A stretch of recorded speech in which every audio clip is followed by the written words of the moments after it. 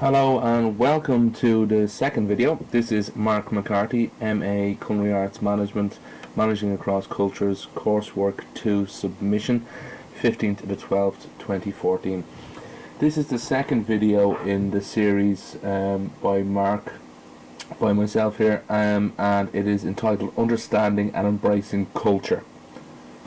Okay, for all you kitchen managers from steakhouse restaurants looking at this video is going to take us through understanding and embracing culture, what it is and how we embrace it, what culture is and how we embrace it. Okay, so what is going to be covered in this section? We are going to cover what is culture, the origin of Chinese culture, steakhouse company culture, culture shock, what is culture shock and how can we deal with it, cultural awareness, we're going to talk about that. We're going to look at some bespoke research that I conducted for this module. It's working cross-culturally, how to bridge the gap, so some hints and tips from some of my colleagues that are based in Asia. And then finally we're going to have a look at some day-to-day tips, and then there's going to be a recap to cover off everything. So let's have a look now of what is culture. Well, culture has been identified as hard to define. That was Clark and Gospel and Montgomery in 1999. And actually at this point I'll just say that at the end of this page as well is a full list of references, also contained as a full list of references at the end of the video presentation. But that is just one of many examples of what, or definitions I mean, of what culture is and what it has been identified as. Okay, so working across cultures, going into, say, random airports and countries, they can all look familiar.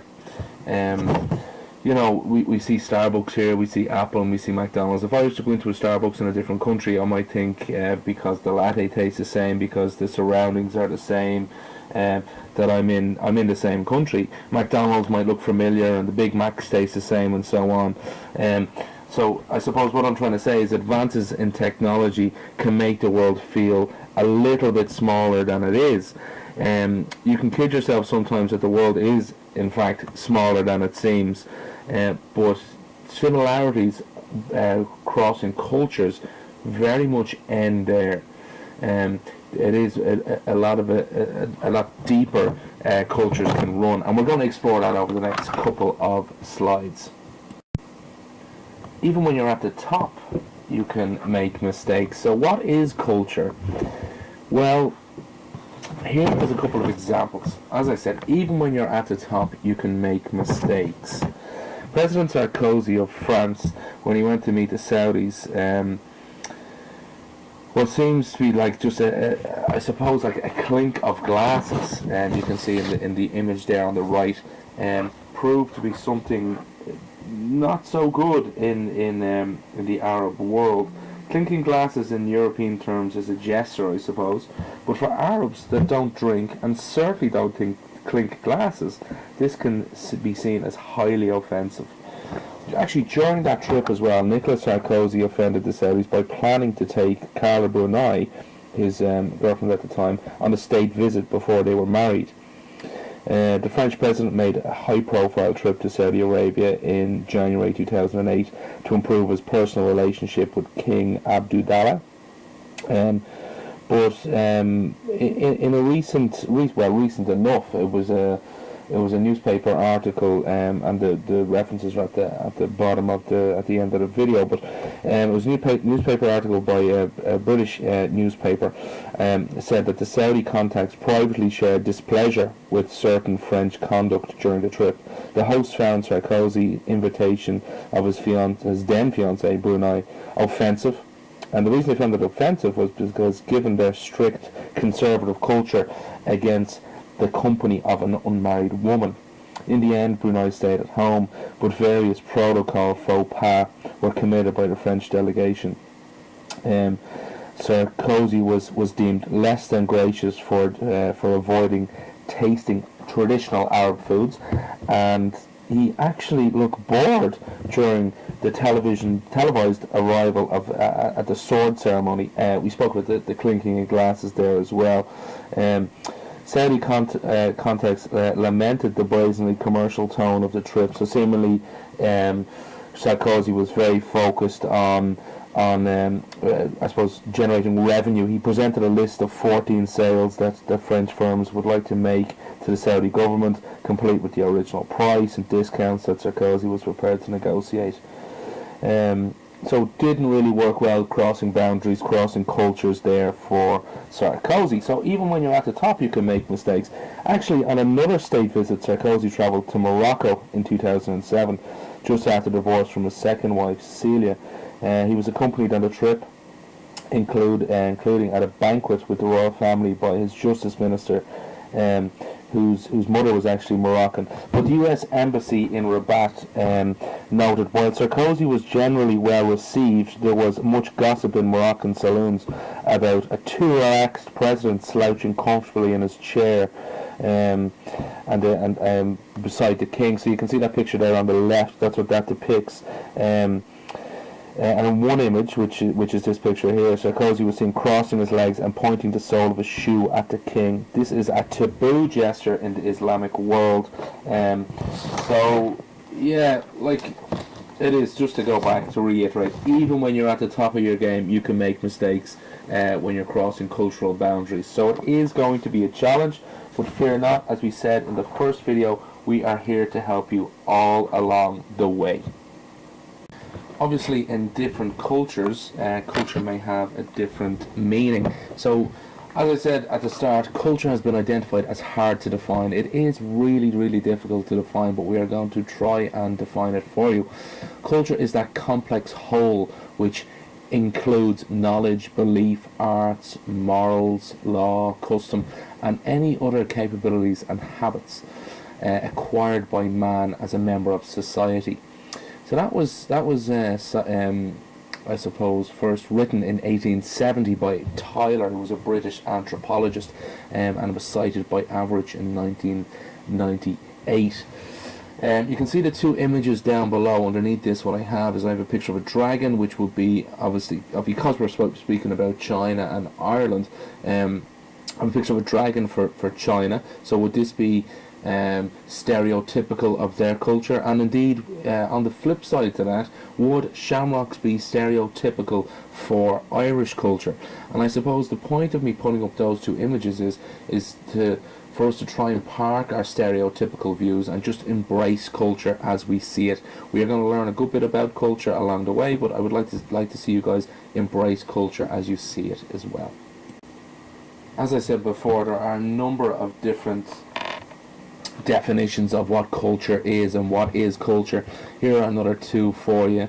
First one is up by Hofstede. We're going to speak about Hofstede in depth later on. But culture is the collective programming of the mind which distinguishes the members of one group or category of people from another. So that was Hofstede, 1994. The second one I have here is by Matsumoto. The set of attitudes, values, beliefs and behaviours shared by a group of people but different from each individual, communicated from one generation to the next. I really like that definition. But as I said, you're going to be embracing a lot of different definitions of it, or encountering even a lot of different definitions of what culture is. So you can draw your own conclusions. But as I said, it's up to you guys to embrace, guys and girls, to embrace culture as you see it in China. You're coming from Ireland. It is going to be a cultural change, but it's good to embrace it. Over the next number of slides, or indeed images, we're going to have a look at a couple of different models of culture. The first one up is diverse definitions of culture, and this is done by Bodley in 1994. Again, as previous slides I said, the references can be found at the end of this. Okay, so this is like he breaks it down into 8 different sections, so I just have to double check them there. So the first one up we have is topical, historical, behavioural, normative, functional, mental, structural and symbolic. So topical, basically what he's saying is culture consists of everything on a list of topics or categories such as social organisation, religion or economy. Excuse me. So then, historical culture. Culture is social heritage or tradition that is passed on to future generations. That kind of corresponds or correlates with what we looked at earlier on in a couple of definitions. Behavioral culture is shared, learned human behavior. It's a way of life. You might often hear culture. What is culture? If you ask someone what is culture, they might say it's the way we do things around here. I like that one as well. Normative. Culture is ideals, values, or rules for living. So it's what we might have been brought up with, is what we're suggesting here. Functional. Culture is the way humans solve problems, of adapting to the environment or living together. All of these so far resonate well with me. What do you guys think? Again, as we said, please be taking notes. All of these models are going to be available as images underneath the video presentation as well, so you can take notes on them or indeed print them out. Mental. Culture is a complex of ideas or learned habits that inhibit impulses and distinguish people from animals. I would certainly agree with that. Structural. Cultural consists of patterned and interrelated ideas, symbols, or behaviours. Okay. And finally, what we have from Bodley is symbolic. Culture is based on assigned meanings that are shared by a society. So would we agree with that? Again, please be taking notes, guys, and we're going to be coming on to the next one now. So the next one up is Edward T. Hall's cultural iceberg model. So when we look at culture, all we can really judge on is the language they use, their appearance, and the food that they may eat. But there is indeed a whole lot deeper meanings behind all that. Beneath the surface, we make assumptions on. So maybe, and this has been cited by Professor Binna Candola, maybe the first tip we need to accept is that we are biased. We actually are biased. We're not racist, but we do make snap judgments that are just natural. So if we can accept that we are potentially biased, we might be able to embrace this iceberg model better. So I'm just going to give you a little bit of a background to it. In 1976, I said this was by Edward T. Hall. So Hall developed the iceberg analogy of culture. If the culture of a society was the iceberg, Hall reasoned that there are some aspects visible above the water, but there is a larger portion hidden beneath the surface. Okay, so what does this actually mean? The external or conscious part of culture is what we can see and is, I suppose, the tip of the iceberg, and includes behaviours and some beliefs. The internal or subconscious part of culture is below the surface, or below the surface. It's underneath the bottom part of the iceberg, and that's below the surface of a society, and includes some beliefs and values and thought patterns that underline behaviour. There are major differences between conscious and unconscious culture. So internal versus external. Internal might be it's implicitly learned, it's unconscious, it's difficult to change, it's subjective knowledge.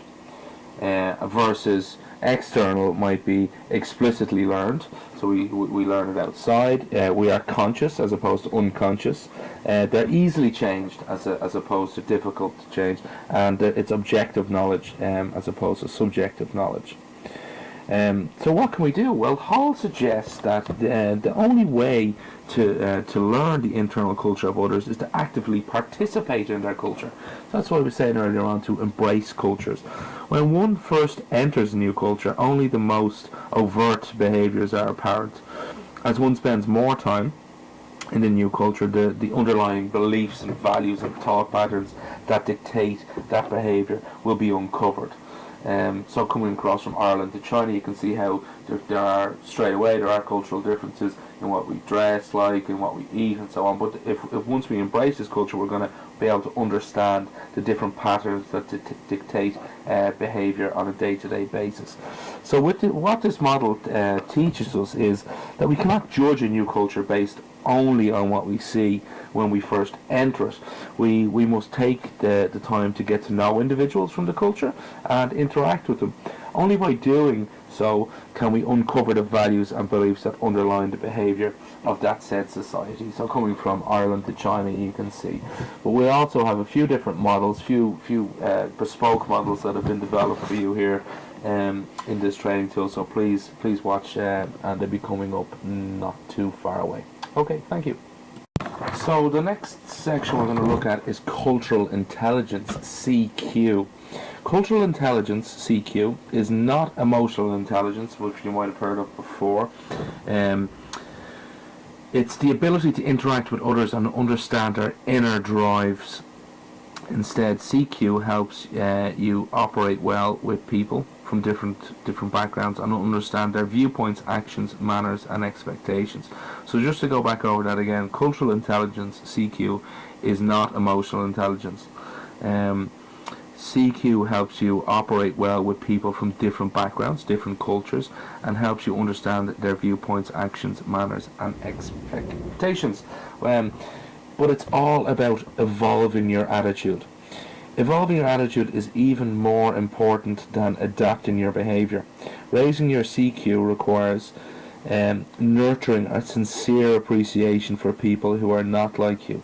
Everyone can develop better cross-cultural skills, and Livermore 2009 suggests that.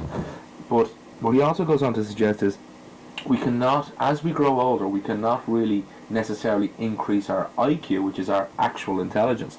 But the one thing that we can make serious inroads into is our cultural intelligence and emotional intelligence. But we're talking about cultural intelligence here. We can make huge differences to our cultural intelligence as we grow. So, but it's all about evolving your attitude or embracing new cultures, being interested in new cultures, and really to use that word again, embracing a new culture.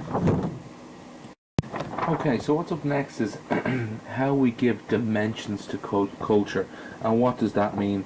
Well, giving dimensions to culture is a concept that's, I suppose, embraced by a lot of different researchers, but one that we're going to talk about first and foremost is Cluckhorn and Stormbreck in 1961. They outlined that there were 6 different areas that we need to look at, or 6 different dimensions. So, like every piece of the world we live in has different dimensions, so does cultures that exist in this world. So these are the 6 that they're recommending or they're proposing. The nature of people is one dimension. The relationships to nature is the second one. The relationship to other people is the third one. Number 4, the modality of human activity, doing and being. Number 5, the temporal focus of human activity, future, past and present. And number 6, the concept of space. So that's just, I suppose, just a really brief insight into dimensions of culture. So that was a piece on dimensions of culture. So how do we, I suppose, take all these different researchers and try and blend them together and have a little understanding? So understanding culture and management. Well, what I've put together here is the key dimensions of culture. Our source is Schneider and Barstow 2003, but I think it's a really good snapshot of all the kind of key researchers in this space. So we look at Cluckhorn and Stormbreck first. What they said about their understanding of culture and management together, the relationship with time, human activity, human nature, relationships with people, and then time as well. But then we look at, say for instance, Hall, we looked at space, time, language. In space he was personal and physical space, time, monochronic and polychronic time, language, high context, low context, and then friendships. Hofstede, we're going to talk about Hofstede in depth later on, but Hofstede was looking at uncertainty, avoidance, power distance, individualism, collectivism, masculinity and femininity. There are 2 more as well that we're going to discuss, as I said, in detail a little bit later on. Adler was looking at human nature, relationship with nature, individualist or collectivist, human activity, is that being or is it doing, space, private and public. So my private space is my private space, or my public space can also be my private space. It depends on the types of cultures, but and then time, past, present, and future. Then we're into the final two here. We're looking at is Shen, which is relationship with nature, human activity, human nature, relationships with people, time, and then truth and reality is a new one as well. But Trompenars as well, Hampton Turner, but Trompenars as I have depicted here, relationship with nature, relationships with people, universalism versus particularism, individualism versus collectivism, do I work on my own, do I work together? Hofstede speaks about this as well. Diffuse versus specific, achievement versus ascription, and relationships with time.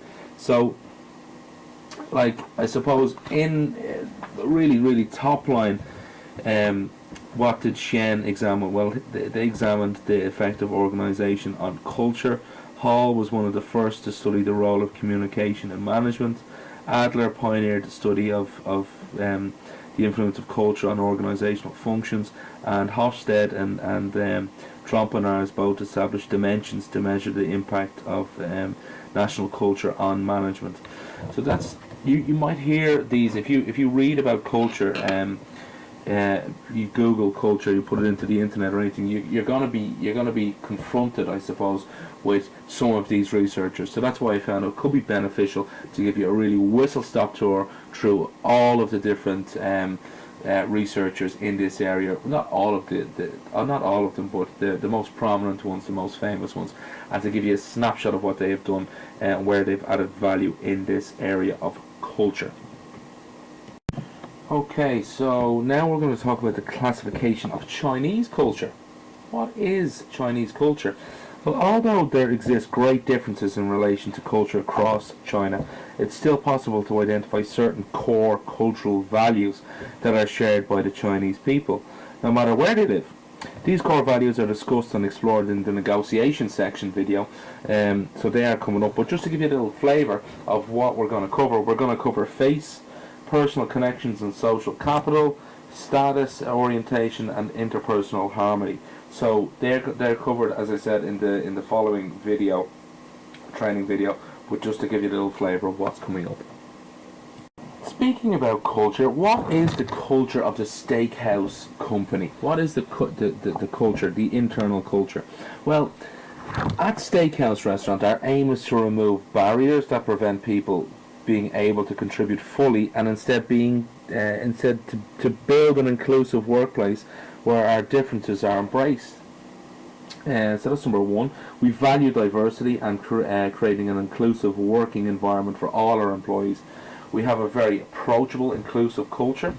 So from management, and our aim is to embrace other cultures throughout the world, and not just throughout the world, but even in any section of the world geographically that we're working in. We want to embrace new cultures that way as well. We are very open-minded, and we are completely supportive as well. Obviously, we need to make money at the end of the day as well, but this is our company culture, and we feel that it works very well for us. So if you do have any questions or indeed any feedback on the company culture or on anything you've seen so far, please don't forget to click on that feedback tab, and don't forget, it's good to talk. So now we're going to speak about culture shock. What is culture shock? Well, living in a different country involves cultural transition. The resulting stress is normal. Of course, it's going to be normal. Healthy psychological reaction. Culture shock is an extreme response to an international transition that results from the natural contradiction between our accustomed patterns of behaviour and the psychological conflict of attempting to maintain them in a new cultural environment. There are many other less severe responses exhibited by people who travel to new cultures.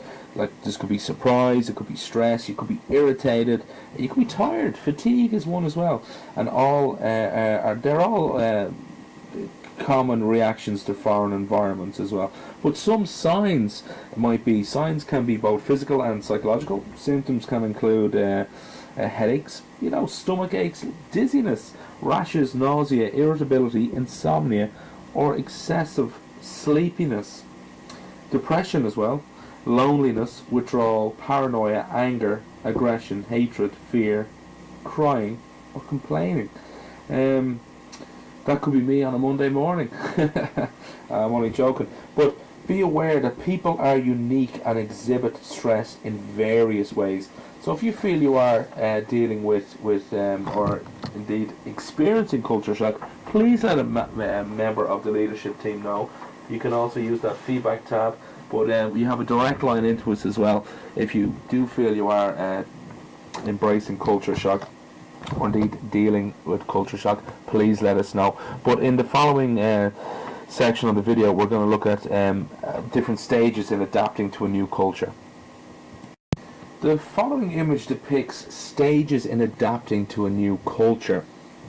So this is a representation of general stages that many people go through when adjusting to another culture and then returning home. It is known as the cultural adjustment cycle. So can I avoid the ups and downs of the cultural adjustment cycle? Well, we're going to have a look at that. But let's have a look at what happens in this cultural adjustment cycle. So you can see on the left hand side we have a level of comfort and satisfaction, and then on the bottom we have time and place. So in the first quartile there we've your native culture. And then in between you have your foreign culture where there's peaks and troughs, and then your native culture again. So let's just take it through step by step what happens in each one. So everything is new and exciting and different, so you're going to your level of comfort and satisfaction increases, but then potentially frustration, annoyance with everyday differences, it could plummet. Your level of comfort and satisfaction could plummet indeed when you enter the new foreign culture, and that could happen. That could happen in the first week, second week, or indeed it might be a little bit longer, it might be a little bit of a lag, and it could happen anything up to 2, 3, 4 months into the new culture. So then when you get your surface adjustment, your level of comfort and satisfaction increases again in this foreign culture. But then confronting deeper cultural, personal issues, it can dip then again. So remember we talked about the iceberg model. So deeper roots of the culture you mightn't be able to embrace straight away, and then so confronting them, your level of comfort and satisfaction might dip. But then ultimately what will happen is you'll have an adaptation and assimilation to this new culture, and what will happen is you will embrace it. Your body will get used to it, your mind will get used to it, your psyche will get used to it, and you will enjoy it. But there are ups and downs, as we said at the start of the introduction video. There's a long road ahead, but fear not, you are not on your own. That's why we're making you aware of all this different cultural adjustment curves, and indeed all the research around us. But can I avoid the ups and downs of cultural adjustment cycle was one of the questions. So although most cultural travelers experience some degree of highs and lows, the intensity varies by individual. So everyone is different, as we know. Your experience may be that the ups and downs closely mirror your transition to the new culture, but you most likely will experience at least culture stress and fatigue at some point during your time in China.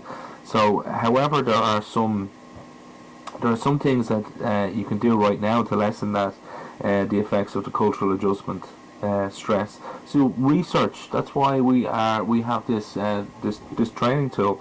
So you research your host country. So we're trying to help you do that. Knowing about your host country's living conditions, the societal structure, politics, and cultural values will help you create realistic expectations about your time abroad. So that's why we have this digital training platform for you, so you can embrace it before you actually leave. Be aware that these expectations, no matter how much research you have done, you will be challenged once in the new country. So once in China, so you will be challenged. But look, let's embrace it together. See what we can do. And again, I will go back to it. If you have any feedback, please don't be afraid to pop it on the feedback chart. Okay, thank you. So we spoke about culture shock in the last section as well, but this is something that I've developed for you. It's a working framework for dealing with culture shock for Steakhouse Hong Kong, for employees of Steakhouse Hong Kong. So it's dealing with culture shock. We said culture shock cannot be avoided, but it can be alleviated by some degree through proper advanced preparation. So this includes understanding yourself. So understanding yourself, take that cultural awareness survey, and number 2, and understanding your new environment, which we're embracing now at the moment. The more you understand about the local culture and organisational demands, the easier your transition will be. So with that in mind, what I've done is I've adapted a framework from Steers et al. 2013, but I've adapted it for Steakhouse Hong Kong. So if we have a look at it, coping with culture shock. So if you do feel when you get to Hong Kong that you are coping with culture shock, what can you do to alleviate it? Well, learn about Hong Kong. You can learn about Hong Kong before you go, or indeed embrace it once you get there. Embrace the local language. We said Mandarin was the most widely spoken Chinese language, but they also absolutely speak English as well. But if you'd like to submerge yourself into the culture a little bit more, maybe try and learn the language as well. We can provide you with information on that. If you are interested in that, please fill out the feedback, and we can get in touch with you on that. The cultural intelligence assessment prior to travel, that's important, so we can ascertain where we can add value and help you in any areas in terms of cultural awareness. So embrace local surroundings, and do tours. So we have tours set up for you once you get there, but do embrace them.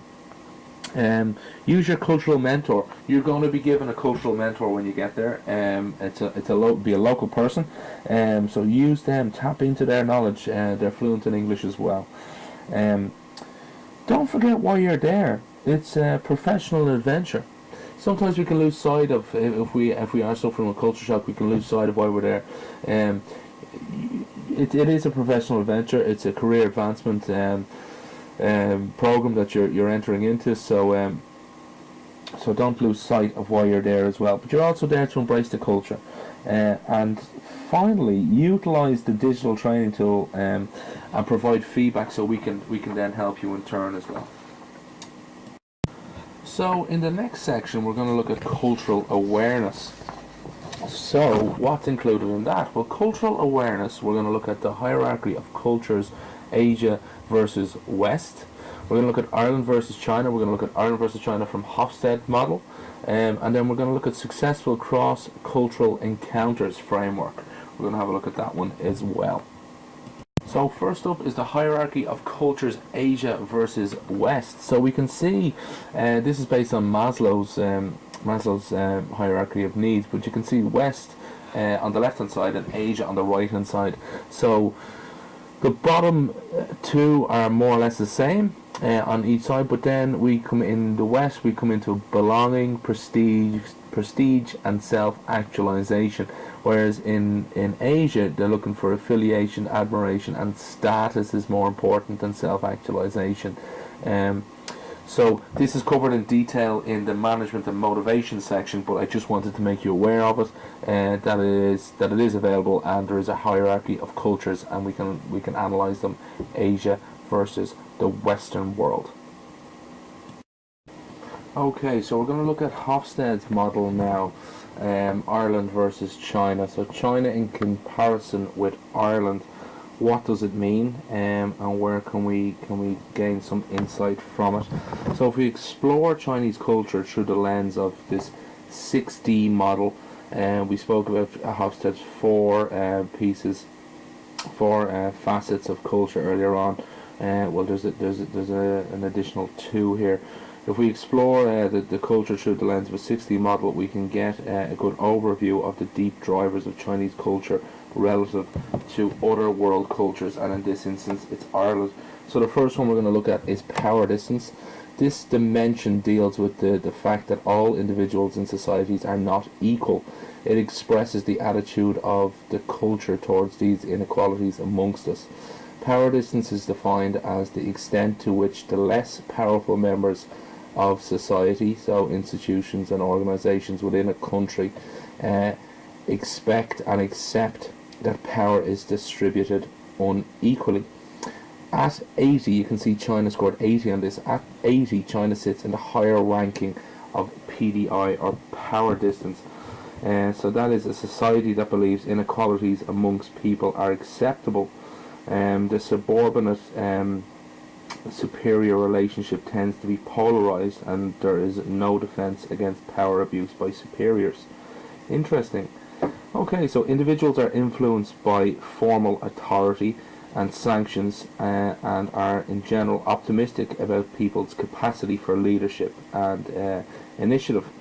People should not have aspirations beyond their rank, is what that score is telling us when they score an 80. The second one up is individualism.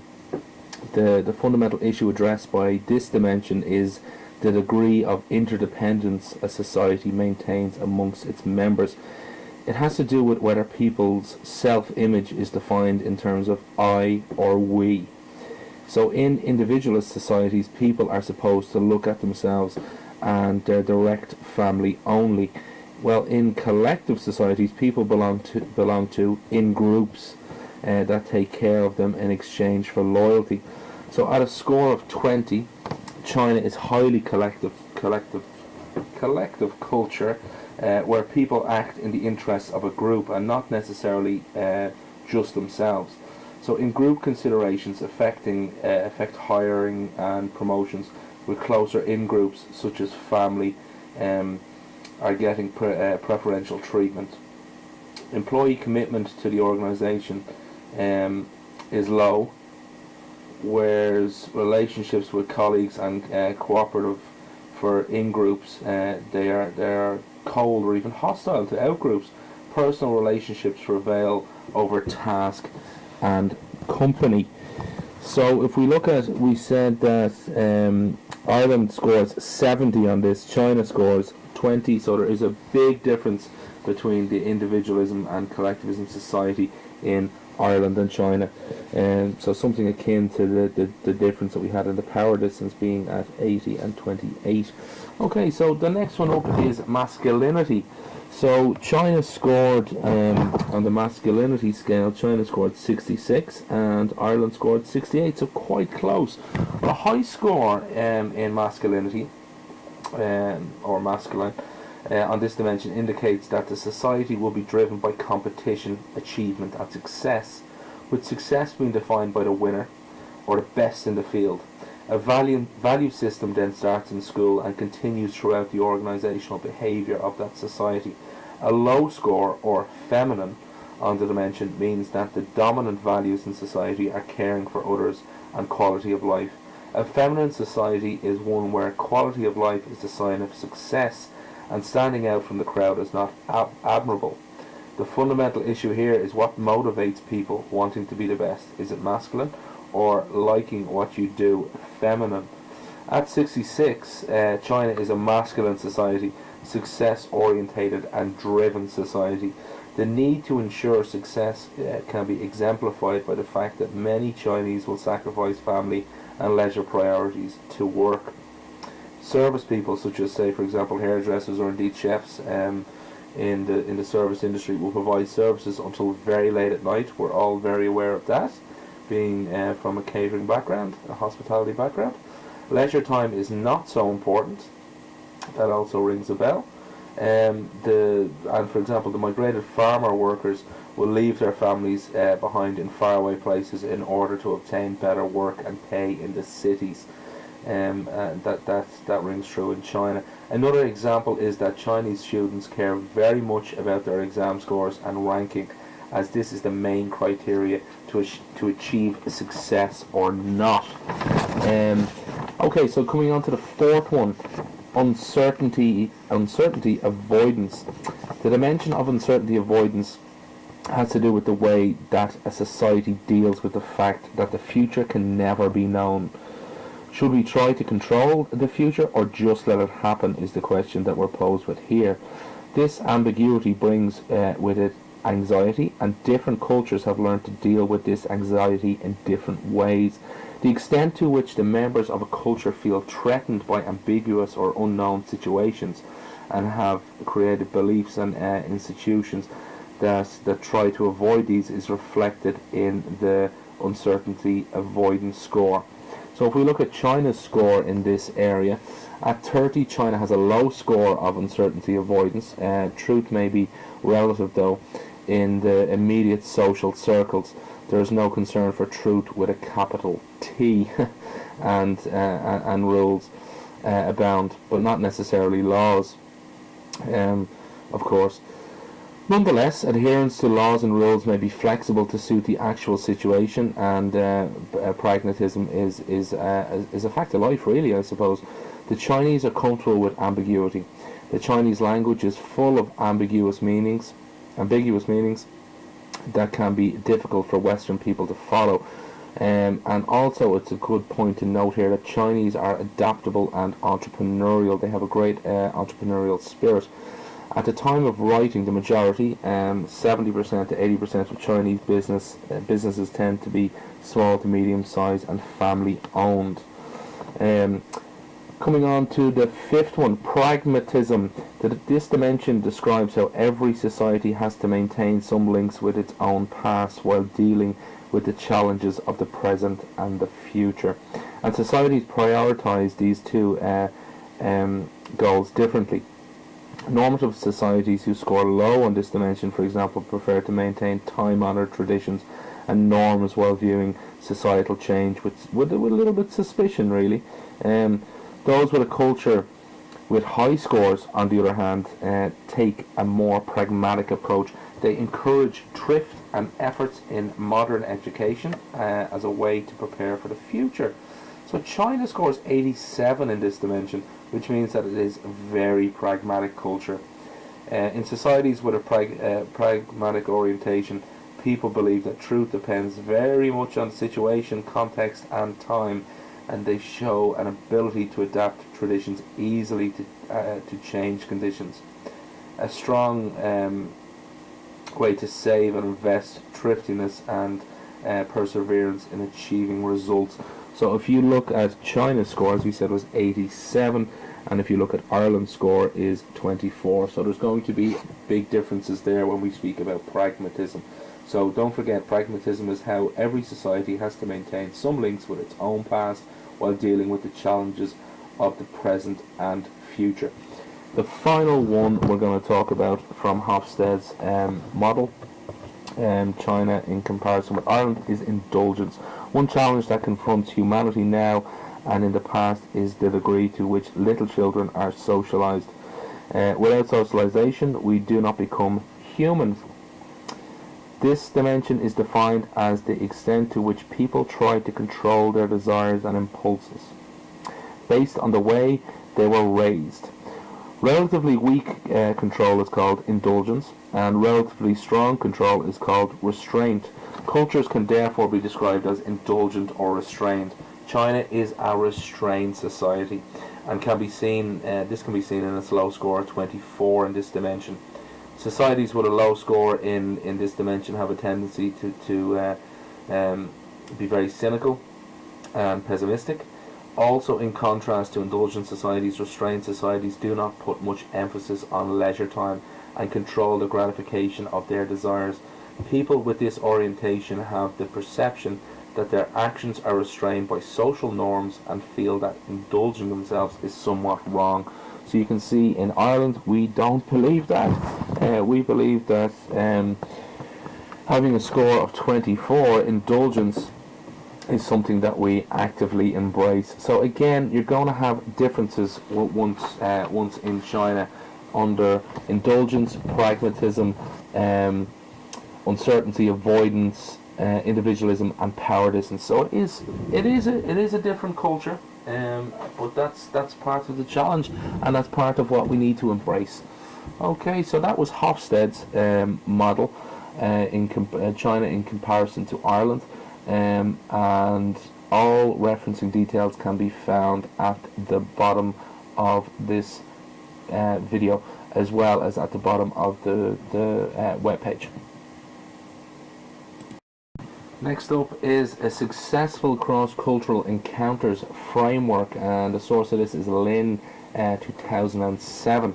But if we look at this, it's broken down into, right in the middle we have successful cross-cultural encounters, and all the different facets that we need to consider when crossing cultures. So the cognitive factor, motivation factor, action factor, and then mindfulness and occupational factor as well. So just really top line. Again, this is going to be available for you to download from the website yourself, and to study in detail. But top line, if you look at, we'll start off with cognitive factor. So cultural knowledge of Chinese, learned from young age. Overseas education, do they speak Chinese? Second one, that is cultural experience with Chinese, and then your adaptability to that. Do you adjust to change? You follow Chinese culture, or are you open-minded? The second piece there is motivation factor. What motivates you? Self-efficacy. Number two, value congruence or goal focus. Then action factor. If we look at that, we look at aptitude, we look at self-presentation, and then mimicry, we look at that as well. And then the final two, mindfulness and occupational factor. We'll start with mindfulness. Pay attention to the Chinese, be watchful and attentive, and be aware of the self as well is very important.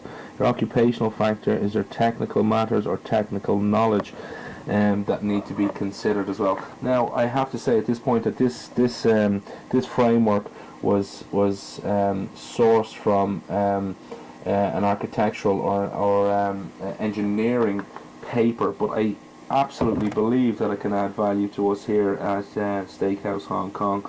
So it's just another tool in our toolkit for successful cross-cultural encounters. We can use this framework. So now we're going to look at working cross-culturally, bridging the gap. So this is some bespoke research, some desk research that I did for you guys, and so I have I suppose the pleasure and the joy of having some colleagues that are working in Asia, Japan and China. So I asked them some questions in relation to what advice would you give someone working in your culture, and this first one was from Japan. The rule of thumb I always follow is to seek to understand before being understood. I think that is a fantastic quote. In Japan, I learned to listen with my eyes. Actually, one's facial expressions and tones of the voice expresses more of the underlying human emotions and what one really wishes to convey. And if you listen hard, they do say things that are louder than words can express. So the reason I contacted a colleague in Japan was because we are entering the Asian world, and that was a nice bit of insight there. So bridging the gap to Asia. The second one is a culmination of a couple of different interviews that I did with some colleagues in China. So what advice would you give someone working in your culture? In Asia, in China this actually is, the focus is very focused on the team objective. There is emphasis not to let the team down. In the Western world, there is more about the individual. So we saw that from Hofstede model, and it's fantastic to see it coming through here now, from real life experience and real life research that's been conducted. What's your top tip for working cross-culturally? Culturally, even? Respect and tolerance of other cultures. Be on the side of caution rather than over evoking. That's an interesting one as well. So as I said, this was an email questionnaire with Asian colleagues carried out in November 2014 by myself, Mark McCarthy. So I hope that gives you some sort of insight. I hope it kind of brings Hofstede's model to life, and indeed Hall's model to life, and what it's like in the real world. So working culturally, bridging the gap, some bespoke research for you there. So next up we have some day-to-day tips. We're going to look at behaving in public, dress, dining, drinking and entertaining. So first up we have day-to-day tips, behaving in public. So waiting in lines or not. Again, this is some information that I gathered from desk research with colleagues in Asia. So waiting in lines or not. On the street, in stores and in most public facilities there is little obedience to lines and order. However, due to the volume of passengers on public transportation, there can be much pushing This is not to get in ahead of someone else, it's merely to get in. Customer service is developing in China because the other, in the case of the customer, is so important, and because demonstrating this involves showing difference to the customer. Stores in the cities are open in evenings and the weekend as well as during the day. Personally, thanking store owners, waiters, chefs, hotel managers for their services is very much appreciated. I think that will resonate well with all of us. In food markets, don't worry about touching the produce, since everybody does, and it doesn't obligate you to buy it. In goods stores, if you buy it and you have problems with it, returning the item is usually quite difficult. Smoking is endemic, and there may be difficulty finding a no smoking area on public transportation or in restaurants and public places. Very much unlike Ireland. Bathroom facilities can range from the usual Western toilet to Asian toilets. What are Asian toilets? Well, they're holes in the floor with buckets of water or hoses attached to the water line for clean-up instead of paper. So be prepared for that. Westerners may want to think twice about public transportation when private transportation is usually inexpensive and plentiful. And cell phones are a ubiquitous part of the culture, and they're easy to use. They're much easier to use than wired networks. Tipping, finally. Tipping is still technically illegal in China. Don't worry about it though. It's not traditionally done. But in areas frequented by Westerners, there is a growing expectation of tipping in restaurants and other service places. But this is not necessary and is still an unusual and new idea. Next up in the day-to-day tips for China is dress. So what is dress all about? Well, clothing is more or less uniform. Standing out from the crowd with an individualistic fashion statement is somewhat frowned upon. Think of Hofstede and what we said there again. Dress should be used as a way of fitting in, not standing out. It is neither very formal nor informal, no matter the occasion. Business or social, at work, in the restaurant, or on the street for both men and women. Traditional dress is very rare in modern China today, and usually reserved for special occasions, rituals, or entertaining, indeed, Westerners. So Westerners should not dress in traditional clothing in China, really. Styling is not as important as up until recently. All workers had standard issued uniforms. At work, male managers wear dark suits, white shirts, and subdued ties. Shoes should be polished, and men do not often wear accessories beyond a watch. Women can accessorize somewhat, but most often dress simply in a business dress or suit of conservative length and low heels. On the street, informal may mean jeans and sneakers, although that is more common as clothing to wear at the gym or while jogging. Some women do wear sneakers to work, but change just before they enter the office, not after entering, like we might do in Ireland. For a social gathering, informal more often than not means tastefully coordinated clothes, sometimes including jacket and tie for men. And for men, it rarely means jeans, sneakers, and a t-shirt. Next up is formal. What does this mean? Well, this usually means dress-up business suits. And there are 4 extreme seasons in China, as well as a warmer south, colder north, and dry western regions. Geographically and climatically, it mirrors what would be the closest. That would mirror probably the United States. The United States being almost the same size in miles as well. One needs to dress accordingly. The summers are hot and very humid with frequent rain, and winters can be damp, snowy, and cold. Spring and autumn can be delightful times of year. So again, guys, it's all about embracing this new culture and making yourself aware of these cultural faux pas or potential cultural faux pas. Okay, next up on the day-to-day tips is going to be dining, drinking and entertainment, and this section is going to focus specifically on typical meals and foods in China. Well, the typical Chinese diet revolves mainly around the local foods, which is rice and noodles. The north is a noodle culture, since wheat is grown there, and the south is more of a rice culture, since that is where rice is grown. The cuisines of China reflect the different regions and can be as varied as any other major cuisine in the world. Due to history of reoccurring famines and droughts, food and cuisine is a major concern in daily life of the average Chinese person, and they have learned to make the most out of the least, including ingredients that may be quite challenging to those unfamiliar with local produce. As a foreigner, you will be served their best. Well, we are going to be foreigners, but we are going to be embedding ourselves into the culture. So what does that mean for us? Well, breakfast is served from about 7:30 to 9 a.m. and usually consists of tea and rice, either as porridge type cereal that can be flavoured with any number of ingredients, with eggs in a variety of styles, or with pickled vegetables. Tea in China is usually drunk without sugar, milk or lemon.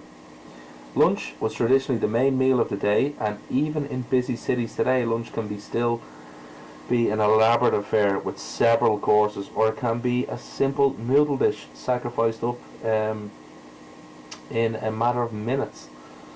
Lunch is served from about noon to 1 p.m, so something quite similar to Ireland.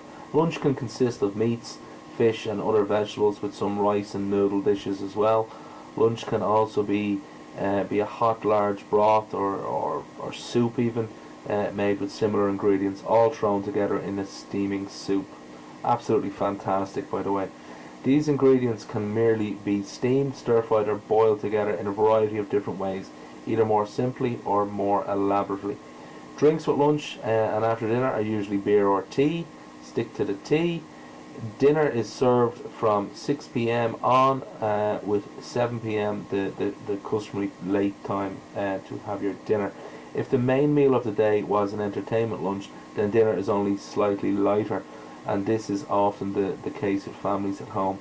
The dinner menu is often similar to that of a more formal lunch. Drinks are similar for dinner and may begin with, it's called a Mai Tai. It's a very potent, clear rice liqueur as a pre-dinner drink, or with appetizers. You can move on to beer during the meal and end with a sweet wine or a tea as well. And finally, the final piece in this is the business dinner. Mainly takes the form of a Chinese banquet, an important aspect of any business in China, and one which needs to be taken very seriously. Women are expected to partake in the evening's business entertaining as long as they are seen as equal business partners. So that's the overview from dining, drinking and entertaining, with, as I said, a focus on typical meals and foods in China. Okay, so that brings us to the end of this learning video. Just before we finish up, I'd like to recap. So what was covered today? Well, the origin of Chinese culture was explored. What is culture was also explored. So if we think of all those models that we discussed in detail, what's the culture of the steakhouse company? Well, that was discussed as well. What culture shock is, and how to avoid it, and putting in different things to help you embrace new cultures. Cultural awareness was also discussed and explored. Working cross-culturally, bridging the gap. This was some of the bespoke research that was conducted for this area as well. And as well as working cross-culturally, bridging the gap, we looked at day-to-day tips, and this was also part of the bespoke research. The next section is going to be the feedback section. Guys, as we said, feedback is very important, so let's talk. So navigate to that tab. What you can see at the moment is references. So these are the list of references that was used for this module, or this section of the module, excuse me. Full list of references can be found at the bottom of the web page as well. You can download them. So guys, thank you very much. Please navigate to the next learning section, and as we said, feedback is key.